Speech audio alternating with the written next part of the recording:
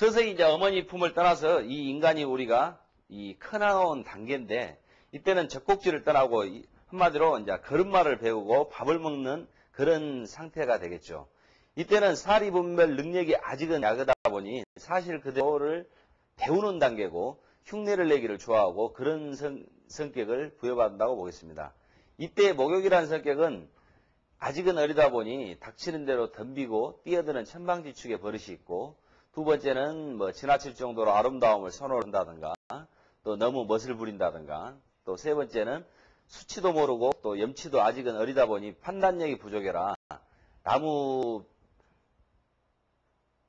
이 생각을 해주기 이전에, 남을 생각하기 이전에 자기밖에 모르는 아직은 좀 어린 단계라 생각하면 되겠습니다.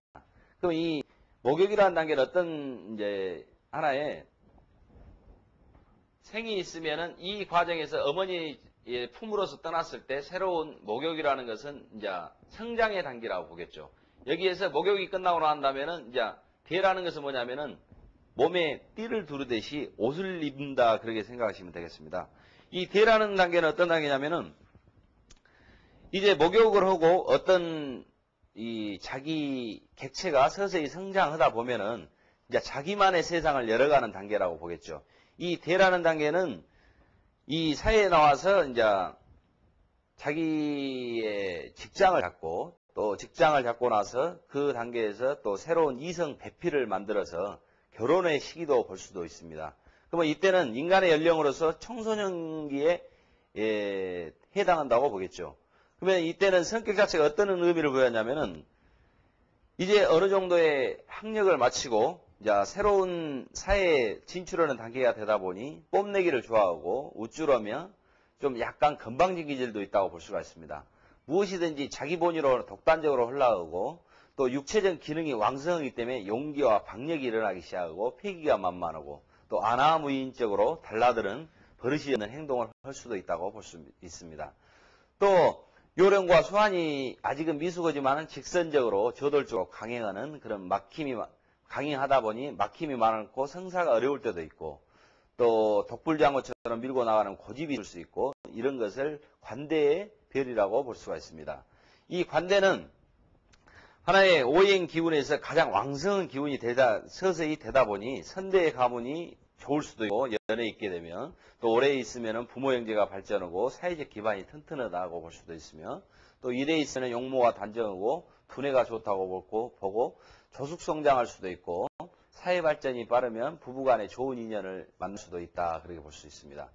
또 이 시혜가 있게 되면은 자손이 크게 발달하고 그 덕을 받는다는데, 이것은 사물의 이치에서 예를 들어 어떤 기운의 의미를 부여받고 있기 때문에 이 관대의 별이라는 것은 하나의 크게 우리가 사회에서 자기만의 이제 능력을 발휘할 때 그런 단계라고 보면 되겠습니다. 그러면 또 그 다음에는 걸록이라는 것은 뭐냐면은 이 시기에서 이제 이때는 옷을 예를 들어 태어나서 목욕을 하고 옷을 입고 했지만은 걸록이라는 것은 하나의 이제 사회에 보면은 이 장년기에 해당하겠죠. 하나의 사회에서 자기만의 이제 중추적으로 새로운 세상을 펼쳐갈 수 있는 그런 힘을 이제 부여받은 시기를 이 녹이라 그러는데, 이 녹이 있게 되면은 이 12운생의 녹을 얻는 사람은 보편적으로 정신이 미숙했던 단계가 완전히 이제 성숙된 단계로 이르기 때문에 벼슬을 할 수 있던가, 아니면은 직장의 우두머리가 된다든가, 그런 하나의 장급으로서 성장의 의미를 든다고 보면 되겠습니다. 그래서 이 녹을 얻게 되면은 어떤 기운에서 가장 왕성한 기운을 얻고, 이 녹의 세상을 하나의 장년기 세상으로 봤을 때 이제 왕이라는 것은 뭐냐면은 이 시기에는 하나의 관리 능력, 보편적으로 이때가 이제 한 나이가 지거든이 한 50대 이주했을 때 가장 왕성한 인생의 의미는 뭐냐면은 하나의 자기의 꿈과 희망을 실현을 시키고 관리할 수 있는 그런 왕함을 뜻하는 것이 이제 왕이라 그러는데, 이 왕한 세력이 다 끝을 맺고 나면 반드시 인간은 기력이 소모되다 보니 이제 세활세자를 써서 이게 세함을 의미를 부여받고 있습니다.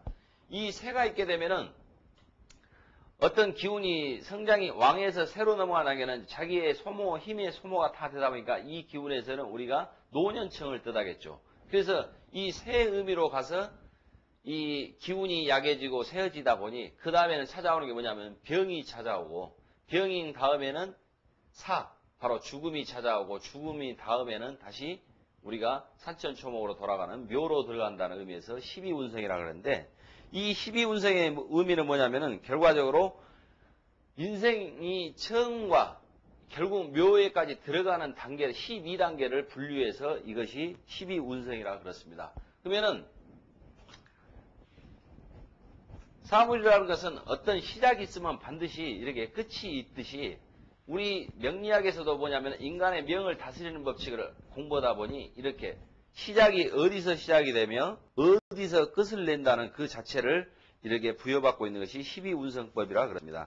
그래서 이 사주 명리학의 기초라는 게 뭐냐면은 이 전번 시간에 했던 형충파해와 또 지지학과 육합을 의미를 부여받고 그 다음에 12운성의 기운을 알고 또 이 다음 단계는 어떤 단계냐면은 이 육친의 관계를 공부를 하고 나서 그것을 종합적으로 판단하는 것이 명리학이라 그렇습니다. 그러면은 어떤 몇 년 몇 월 몇 시에 태어난 사람은 행복에 살다 죽고 몇 년 몇 월 몇 시에 태어난 사람은 또 불행에 살다 죽는 이치는 어디에 있냐면은 이렇게 12운성과 또 식간과 12지지의 그 대조법의 차이에 있어서 그 기운이 왕하고 흥했을 때는 사회에 이 어떤 훌륭한 인연이 와서 고위층의 공직자로 가서 사회에 저변에 모든 사람을 리드할 수 있는 리더자가 된다든가 그럴 수 있는데 또 어느 기운이 너무 야극에 나오면은 이 병원 생활만 하다 몸이 쇠약해져서 결국 인생을 마무리 짓는 분류도 있고 또 어떤 분야는 또 뭐 스포츠계라든가 그런 데서 거장의 별이 되어서 사회를 이끌어 나갈 수 있는 그런 운명이 나타날 수도 있고 또 심지어 그 운명의 뒤편에는 또 조용히 이 공부를 하면서 기도 공부를 하면서 또 사회를 떠나서 숨어버리는 그런 운명도 있고 이 운명이라는 것은 천차만별인데 이렇게 살아나갈 수 있는 그 뜻이 어디서 오느냐 그것이 우리가 이제 공부했다는 바로 명리학의 이치라고 볼 수 있습니다. 이래서 이 명리학이라는 것은 어떤 사물이 어느 시기에서 가장 왕성하고 어느 시기에서 꽃을 피우고 그 때가 어느 때에 이르르는가 그것을 공부하는 것이 우리가 쉽게 말해서 사주팔자라 그러는데 모든 일이 잘 되었을 때는 내 탓이고 잘 안 됐을 때는 조상 탓으로 돌리는 그런 나쁜 버릇들이 있는데 그것은 절대 그렇지 않습니다. 이 명리학을 공부하면은 모든 것이 자기 운명 하에서 어떤 인연이 와서 어떻게 살다 가는 것이 그 학문의 의미가 있는데 남을 원망하는 그런 뜻이 아니고 자기 자신이 어느 시기에 가장 왕성한가 어느 시기에 사업을 해도 이 시기에서 가장 내가 이 금전운이 왕하고 또 사회 운이 강해서 이 사업 자체를 이끌어갈 수 있는 그런 역량이 나오고 있는가 그것을 보는 것이 우리가 운명이라 그러죠. 그러면은 이번에는 12운생을 대략 설명을 해드렸는데 이 시간이 적은 관계로 이 세밀히 다 분석을 못 해드리는 게 죄송스럽게 생각하면서 이번에는 육친에 대한 공부를 해보겠습니다. 이 육친이라는 것은 뭐냐면은 이 세상에 나와서 자기가 어머니와 아버지 유전자를 받고 나와 보니 어떤 그 흐름에서 본다면은 나만의 혼자 살아가는 게 아니고 위로는 조부가 계실 것이고 아버지 어머니가 있을 것이고 또 나와 또 나중에는 내 이 처가 생길 수가 있고 또 처가 있다 보면은 그 밑에 자식이 또 탄생이 되고 또 심지어 또 우로는 뭐 이 형제간이 구성이 될 수가 있고 그런 의미를 이제 우리가 육친이라 그러는데 이 육친이라는 것은 세상을 혼자 살 수는 없다 보니 어떤 자기만의 인생에 있어서 식간의 그 뜻을 가진 것이 뭐냐면은 내가 존재함으로 해서 예를 들어 뭐 부모 형제가 있을 수가 있고 또 친구가 있을 수가 있고 선후배가 있을 수가 있고 그러면은 그것이 어떻게 우리가 분석을 해봐야 되는가는 여기서 공부를 해보겠습니다. 그래서 이 육친법을 본다면은 식간이 예를 들어 갑의 기준으로 했을 때 이 갑과 같은 것이 같은 무리에 같은 갑을 만나면 이것을 말해서 우리가 비견이라 그랬습니다. 비견. 어깨를 나란히 견줄 수 있는 그런 의미에서 육친법으로 보면 비견을 우리가 어떤 의미를 하냐면은 형제, 동창생, 친구, 남자로 봤을 때는 같은 동서지간이라든가 이런 것을 우리가 비견의 십신법에서 이 비견이라 그렇습니다. 이 비견이란 건 뭐냐면은 나와 같은 갑이었을 때, 내가 일주가 갑이었을 때 이 또 하나의 글씨가 있게 되면은 이것을 비견이라 그러는데 형제, 동창생, 친구, 동서 그런 식으로 분류가 되지만은 여기서는 남자였을 때 그런 의미를 받고 또 여자였을 때는 어떻게 되냐? 여자였을 때는 동서간이 된다든가 형제가 된다든가 친우 또 동창생 이것을 비견이라 그렇습니다. 비견이라는 것은 아까 말한 대로 갑이 갑을 양대 양과 양이 만나면은 비견이 되고 또 예를 들어 갑에서 을이라는 글씨를 만나게 되면 이것은 겁재라고 그렇습니다. 겁재. 겁재라는 것은 뭐냐면은 여가 양이었을 때 여가 음으로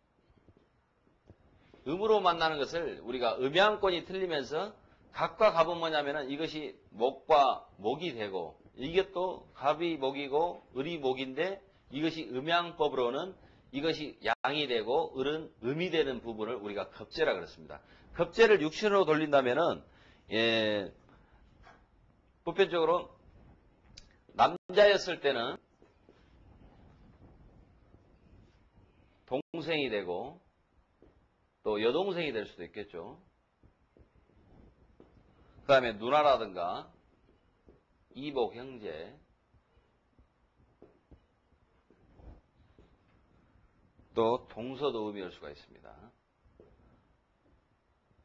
또 여자였을 때는 동생이라든가 같은 의미는 비슷합니다. 남동생이 된다든가 그 다음에 시아버지가 될 수가 있고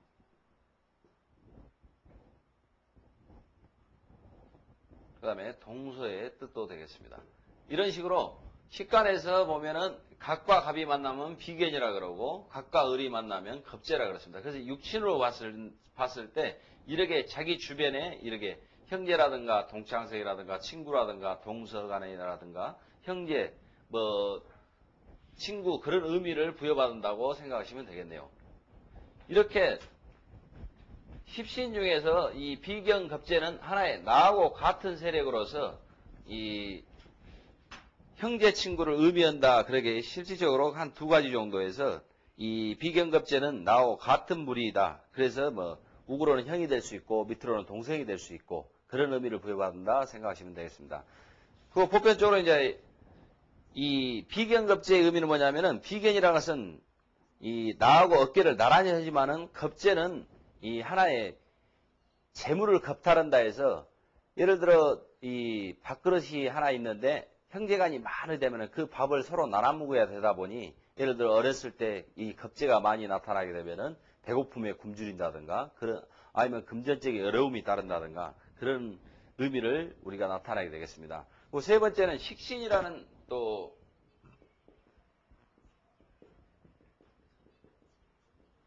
식신이라는 것은 어떤 의미를 따냐면 갑이 일주였을 때 병화라는 글씨를 얻게 되면은 양과 양이 또 만나게 되면은 이것을 식신이라 그렇습니다. 이 식신에는 예를 들어 육신법으로 돌려본다면은 예를 들어 남자였을 때는 손자가 된다든가 조카가 된다든가 장모가 된다든가 그렇게 볼 수가 있고 여자였을 때는 아들과 딸 한마디로 자식을 의미합니다. 이 갑이라는 것은 목인데 이 병화라는 것은 화가 되겠죠. 그래서 나무는 목생화 하나의 여명으로 본다면 목생화 내가 목이었을 때 화를 탄생시키기 때문에 이것을 자식의 의미를 부여받고 있습니다. 그래서 이 양대 양이 만나면은 이것이 하나의 식신의 별이라 그러는데 이 식신은 밥식자를 뜻하기도 하기 때문에 식록이 있다. 그래서 사회에서는 식신이 있게 되면은 자기 활동을 의미하기도 하고 이 부귀영화를 누릴 수도 있다. 그렇게 볼 수도 있습니다. 그리고 네 번째는 이 상관이라는 별이 있는데 상관이라는 것은 갑이 정을 만났을 때인데 이것이 갑이 양이라면 정은 음을 뜻하겠죠. 그래서 음과 양이 다르게 만났을 때는 상관이라 그랬습니다. 하나의 목생화의 이치는 같지만은 음양법이 틀리다 보니 이것을 상관이라 그러는데 상관은 예를 들어 남자로 봤을 때는 예를 들어 외손자라든가 장인, 처가 식구가 될 수가 있고 또 할머니가 될 수가 있죠. 또 여명으로 봤을 때는 딸, 아들이 되고 또 할머니가 된다 그렇게 볼 수 있습니다. 그래서 이 육친법이라는 것은 이런 식으로 하나하나 분류를 해보면은 자기 주변에 모든 형제 인연이 다 이 육친 분류로 해서 볼 수 있다 그렇게 생각하시면 되겠습니다. 그 다음에 가장 중요한 것은 이제 우리가 보편적으로 인생에 살면서 재물이 없이는 살 수가 없는데 이렇게 정제편제라는 글씨가 있는데 정제라는 것은 뭐냐면은 갑이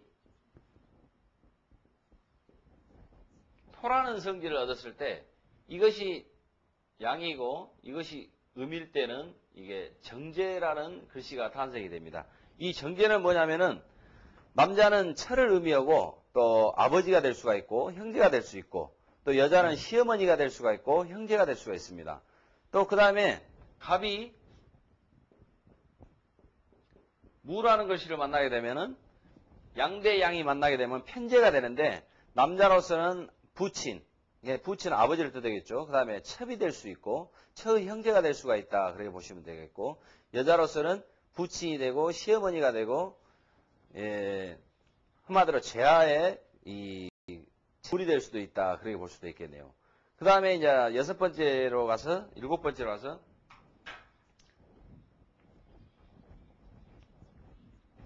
정관이 있는데 정평관인데 정관과 평관이 있는데 정관이라는 것은 뭐냐면 갑이 신이라는 글씨를 만나면 이것은 양이 되고 이것은 음이 되는데 이 음양이 틀리면서 이것은 목이고 이것은 금인데 금은 목을 긁을 수 있는 것을 관이라 그러죠. 관이라는 것은 행동 제약을 받는 하나의 우리 법이라고 볼 수가 있습니다. 그래서 나를 제어할 수 있는 것을 관이라 그러는데 이 육친법으로 본다면 정관이라는 것은 남자는 아들, 자식을 의미하겠죠. 아들이 된다든가 딸이 될 수 있고 또 여자라는 것은 여자는 남편의 제약을 받다 보니까 이 여명이 남자였을 때는 이것이 자녀를 뜻하는데 여자였을 때는 이것이 바로 남편을 뜻합니다. 남편. 그래서 이 육친법에서는 이렇게 하나하나 분석을 해보면은 정평관이라는 것은 남자는 자식을 뜻하고 여자는 하나의 남편을 뜻한다 그렇게 이해하시면 되겠습니다. 그 다음에 이제 마지막에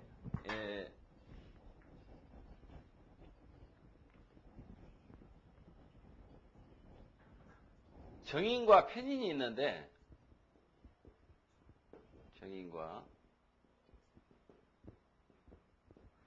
정인은 무엇이냐면 갑이었을 때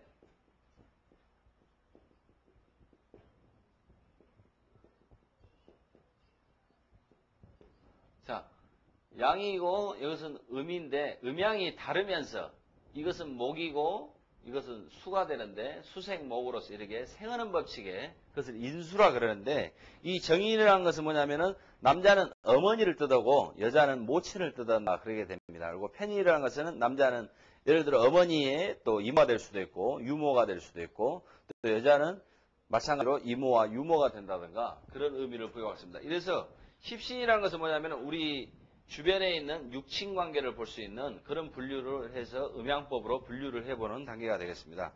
그래서 이 육친에 있어서 자기가 이 사회에 살아감에 있어서 결혼을 하게 되면 동서도 있을 수 있고 또 나중에는 또 자기 아들, 딸이 생길 수 있고 그 아들, 딸로 인해서 또 새로운 또 형제간이 탄생이 되고 그런 의미가 이제 육친의 의미를 부여받고 있습니다. 그래서 이 명리학에서는 이 육친을 가지고 이 사람이 부모 형제가 몇 명이다 아니면은 일찍 아버지의 뭐 생로병사를 알 수 있고 어머니의 생로병사를 알 수 있고 또 그런 의미를 하나하나 분석해가는 것이 우리가 사주역학이라 그러는데 이렇게 십신법이 상당히 가장 중요하다고 볼 수 있습니다. 왜냐하면은 비경급제, 식신, 상관, 정제, 편제, 정관, 편관, 정인, 편인 이 십신이 우리 주변에서 살아갈 수 있는 우리 하나의 인연이다 보니 세상에 혼자 태어나서 살 수 있는 동물은 하나도 없고 반드시 부모가 있음으로 해서 내가 탄생이 되고 내가 있음으로 해서 또 자식이 탄생이 되는 그런 질서정연한 우주의 법칙이다 보니 이 속에서 이 육친관계는 가장 중요하다고 볼 수가 있습니다. 그래서 이 명리학의 기본 판단법에 있어서 이렇게 육친과 오늘은 12운생에 대해서 이렇게 간략하게나마 공부를 했는데 이 육친과 12운성을 알아서 이것을 종합적으로 판단하는 것이 우리가 보편적으로 용신이라 그러는데 용신이라는 것은 뭐냐면은 바로 우리가 인간이 살아갈 수 있는